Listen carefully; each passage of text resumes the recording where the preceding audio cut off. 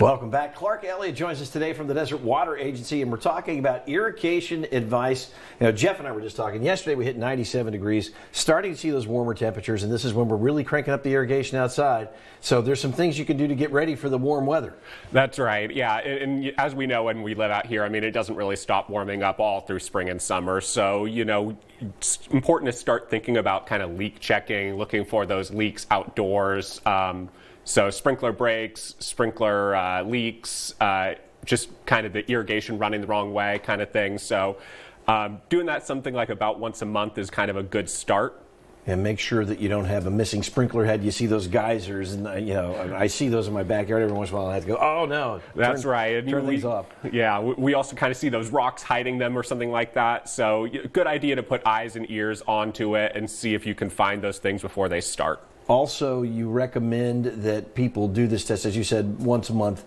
Also, you guys have a rebate for sprinkler and irrigation controls that are smart controllers. Yeah, that's right. So those smart controllers, they're going to automatically adjust to the weather. So they kind of take the human element out of the equation. They're really helpful to sort of get in a sense of when you should be watering, and they're going to do those adjustments by month instead of you having to do it every time.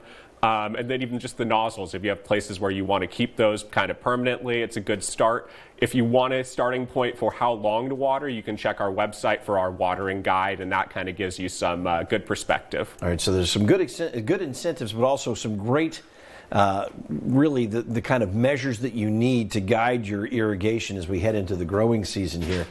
Also, it's important to note, most of the water use in the Coachella Valley occurs outside in our lawns and gardens. Yeah, and that's kind of why we're talking about watering efficiently. You know, one big mistake people sometimes make is they just water too long. So that water actually leaves kind of the root zone of those plants, and they are not getting any benefit from that. So even on something like a slope, you'll sometimes see that where the water is just not doing anyone any good. So we want to avoid that when we can. You recommend shorter intervals. So yeah. You do it a little bit shorter, maybe once more per day, but not for as long. You don't do that 10, 12-minute watering. You do the 3 or 4 minute waterings a little more often. Yeah, and that's why it's good to have eyes out. If you ever need any tips or anything like that, or you want to learn more about our incentives, you can always go to our website at www.dwa.org/save. It is right there on the screen, and Clark, they have a whole team of people who are going to help you conserve water, which is important obviously for the natural resource, but also it helps your pocketbook, because the less water you use, that lower that water bill becomes. That's right.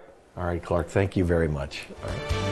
All right, so check it out again, dwa.org/save. We'll be right back after the break with more News Channel 3 continuing coming up after this.